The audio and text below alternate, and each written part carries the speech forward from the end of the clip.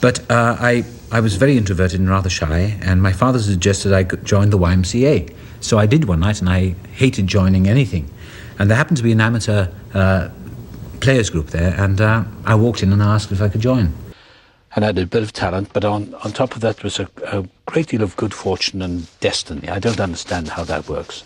Anthony Hopkins is, in his own way, one of those rare figures who straddles the divide between reverence and rebellion in the acting world.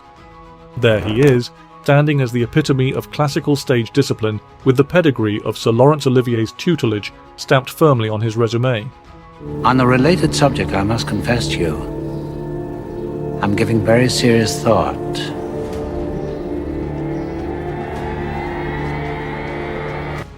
But dig deeper, and you see the fire of something far less restrained. You see a man who made a career out of unsettling the audience, redefining their expectations of heroism and villainy, and occasionally even scaring the life out of them. This is the man who made Hannibal Lecter the bogeyman of dinner parties everywhere. And yet, for all his accolades and the 2 Oscars sitting comfortably on his mantelpiece, when you ask him who he thinks is the greatest actor of all time, his answer isn't himself, nor any of his British contemporaries. It's Marlon Brando. No hesitation, no deliberation, just the simple declaration. Marlon Brando, of course, the greatest of them all. Hopkins has never been one to shy away from sharing his opinions, and, in truth, he has earned the right to speak his mind. With a career spanning decades and a reputation that precedes him on both stage and screen, Hopkins occupies a unique position in the world of acting. He is the product of Britain's most prestigious theatrical traditions, but has spent much of his career immersed in the cinematic culture of Hollywood. I had one moment when I decided to change my life. When I was a little boy, I dreamed of where I am now. And I remember saying to my father, one day I'll show you. It is this duality that makes his perspective so fascinating. Here is a man who can hold court about the virtues of classical British acting with as much ease as he can discuss the pioneering naturalism of American film stars. Marlon Brando, of course, he says, as though the answer were obvious. It's a sentiment that's difficult to argue with. Brando, after all, is not just an actor. He's a phenomenon. From the smouldering sexuality of Stanley Kowalski in A Streetcar Named Desire to the quiet menace of Don Vito Corleone in The Godfather, Brando left an indelible mark on cinema. But for Hopkins, the admiration goes deeper than mere accolades or box office successes. Brando represents something primal, something that transcends the technicalities of acting. Did you understand? Did you ever talk to Brando about acting? He was one of the greatest of all time, I guess. I would think so. Yeah, I think he was revered by everyone. Yeah. That said, Hopkins is quick to acknowledge the actors who shaped his own career. His reverence for the titans of British theatre is unmistakable. I worked with some extraordinary people such as Laurence Olivier, John Gielgud, Albert Finney, Jonathan Pryce, he reflects.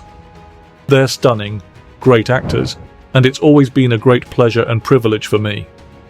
It's a statement that encapsulates the respect he has for the craft, for the tradition that he himself came up through. Laurence Olivier, in particular, looms large in the story of Anthony Hopkins. I stole from Laurence Olivier unashamedly. I mean, I was in his production of Othello, and I used to watch and watch and watch. As a young actor, Hopkins found himself under the tutelage of the legendary Olivier at the National Theatre, an experience that would shape the rest of his career.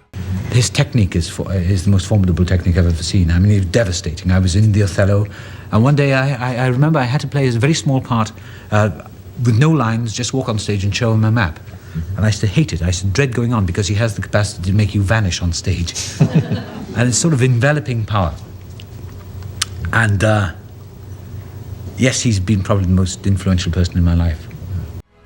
Olivier's methodical, text-driven approach to acting was the polar opposite of Brando's raw, emotion-first philosophy. And yet Hopkins has managed to bridge the gap between the two. It's a balancing act that speaks to his versatility as an actor, his ability to adapt to the demands of any role, any medium, any audience. Of course, it's not just Olivier and Brando who have earned Hopkins' admiration. He speaks warmly of other American actors, particularly those from the golden age of Hollywood. I learned a great deal from American actors, particularly the older generation, he says, singling out Spencer Tracy for his naturalistic style. Tracy, who made his name in the 1930s and 1940s, was a pioneer of understated, realistic acting at a time when Hollywood was still dominated by larger-than-life performances. For Hopkins, Tracy's approach was a revelation, a glimpse into a different way of embodying a character. But it's not just the Americans who get a nod. Hopkins remains deeply proud of his own theatrical roots and the influence of his British peers. He describes John Gielgud as a giant, someone who set the standard for stage acting in the mid-20th century. Albert Finney and Jonathan Pryce, contemporaries of Hopkins, also earn his praise, as does the legendary Richard Burton, whose Welsh heritage mirrors Hopkins's own. There is a sense that Hopkins views himself as part of a lineage, a continuum of actors who have each contributed to the evolution of their craft. And yet, for all his respect for tradition, Hopkins is not a man who lives in the past. He is keenly aware of the changing landscape of acting and the impact of modern performers. When discussing his favourite actors, he doesn't limit himself to the golden age of Hollywood or the glory days of British theatre. He mentions Dustin Hoffman, Robert De Niro, and Al Pacino, actors who came to prominence in the 1970s and redefined the possibilities of screen acting. Dustin Hoffman, he's a great actor, Hopkins notes, his admiration clear. What's striking about Hopkins's list of favourites is its breadth. It spans generations, continents, and styles, reflecting the eclectic influences that have shaped his own career. This is not a man who adheres to a rigid set of criteria for what makes a great actor. Instead, he seems to value authenticity above all else, the ability to inhabit a character so fully that the performance transcends the medium. Which brings us back to Marlon Brando. For Hopkins, Brando embodies this authenticity in its purest form. He describes Brando's performances as unlike anything else, a sentiment that will resonate with anyone who has ever watched On the Waterfront or Apocalypse Now. Brando's approach to acting, rooted in the method but elevated by his own unique instincts, was revolutionary. He didn't just play characters, he became them, often blurring the lines between performance and reality. It's worth noting the irony here. Brando's style of acting was, in many ways, the antithesis of Laurence Olivier's. Where Olivier built his characters from the outside in, meticulously crafting every detail based on the text and his theatrical training, Brando worked from the inside out, drawing on his own experiences and emotions to create something raw and unfiltered. And yet, Hopkins reveres them both. It's a testament to his own adaptability, his ability to see the value in different approaches and incorporate them into his own work. In many ways, Hopkins represents the best of both worlds. He has the discipline and precision of a classically trained British actor, but he also possesses the emotional depth and spontaneity that characterizes the best of American screen acting. It's this duality that has made him one of the most respected actors of his generation, a performer who can seamlessly transition between Shakespeare and Hollywood blockbusters, between theatre and film. But for all his success, Hopkins remains refreshingly humble about his own achievements. He is quick to deflect praise onto others, to highlight the contributions of his peers and mentors.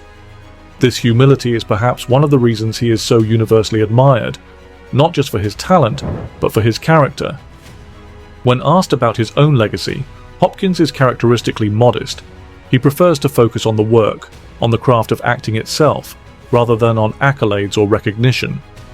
It's a perspective that feels increasingly rare in an industry often defined by ego and self-promotion. For Hopkins, the greatest reward is not the applause or the awards, but the opportunity to bring a character to life, to tell a story. And in the end, perhaps that's what makes Hopkins' reflections on Brando, Olivier, and the other great actors so compelling. They are not just the musings of a successful actor looking back on his career, they are the thoughts of someone who has spent a lifetime immersed in the art of acting, someone who understands its complexities and contradictions better than most. Hopkins doesn't just admire Brando because he was talented or successful, he admires him because he was authentic, because he pushed the boundaries of what acting could be. In naming Brando, the greatest of them all, Hopkins is doing more than paying tribute to a fellow actor. He is acknowledging the power of acting itself, the ability to move, to inspire, to transform. And in doing so, he reminds us why we fell in love with him in the first place. For all his success, for all his accolades, Anthony Hopkins remains, at heart, a man who loves what he does. And in a world where authenticity often feels like a rare commodity, that is perhaps the greatest tribute of all.